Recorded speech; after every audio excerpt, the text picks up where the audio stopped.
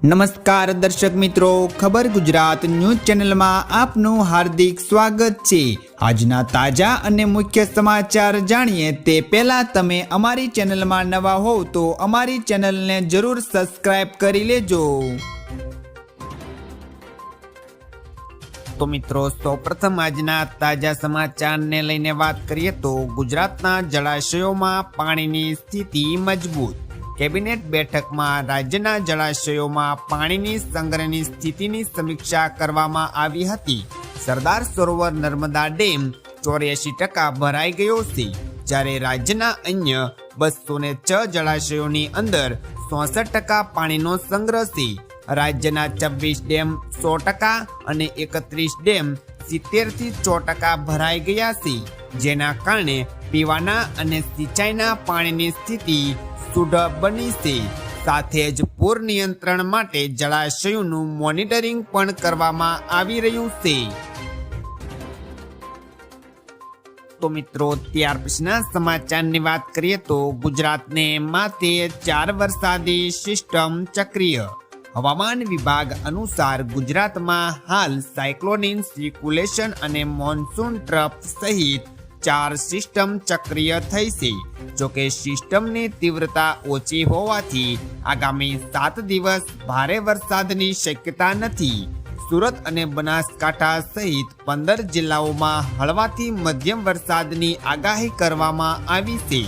રાજ્યમાં અત્યાર સુધી મોસમનો સરેરાશ 20 ઇંચ વરસાદ નોંધાયો છે, જે સામાન્ય કરતાં 1% ઓછો છે। તો મિત્રો, ત્યાર પછીના મહત્વના સમાચારની વાત કરીએ તો જલ્દી કરો નહીં તો હેરાન થશો।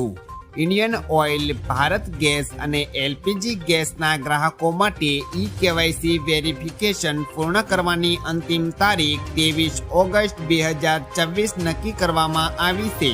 સમયસીમામાં આ કામ પૂર્ણ નહીં થાય તો નવો સિલિન્ડર બુક કરવામાં મુશ્કેલી પડશે અને સબસિડી પણ અટકી શકે છે। ગ્રાહકો આધાર ફેસ RD એપ અને પોતાની ગેસ કંપનીની એપ ડાઉનલોડ કરીને ઘર બેઠા જ વેરિફિકેશન પ્રક્રિયા પૂર્ણ કરી શકે છે। તો મિત્રો, ત્યાર પછીના સમાચારની વાત કરીએ તો આવારા પણ 2ની બોક્સ ઓફિસ પર ધૂમ। ઇમરાન હાશમીની નવી ફિલ્મ એવી આવારા 2 બોક્સ ઓફિસ પર ધૂમ મચાવી રહી છે। રિલીઝના 5મા દિવસે ફિલ્મે 9.50 કરોડ રૂપિયાનું શાનદાર કલેક્શન કર્યું છે। આ સાથે જ ભારતમાં ફિલ્મનું કુલ નેટ કનેક્શન 100.50 કરોડ રૂપિયા સુધી પહોંચી ગયું છે।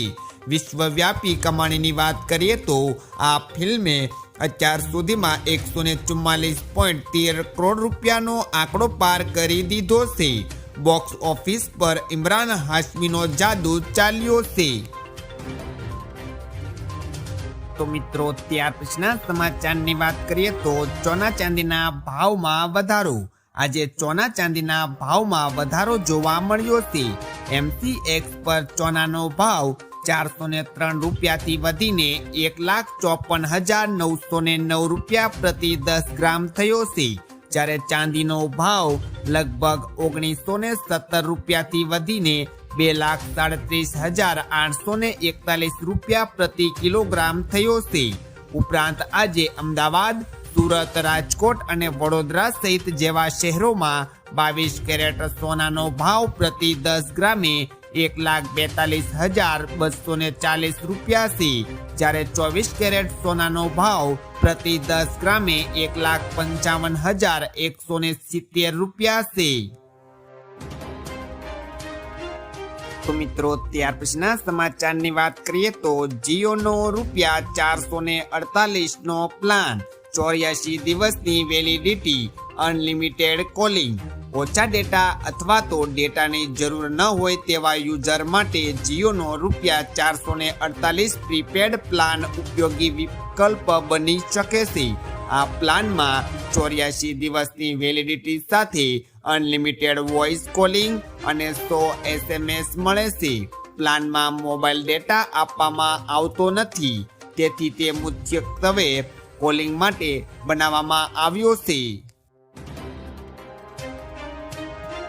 તો મિત્રો આ હતા આજના સૌથી અગત્યના મુખ્ય સમાચાર। આવા અગત્યના અને મુખ્ય સમાચાર જાણવા માટે તમે અમારી ચેનલમાં બન્યા રહો। આભાર।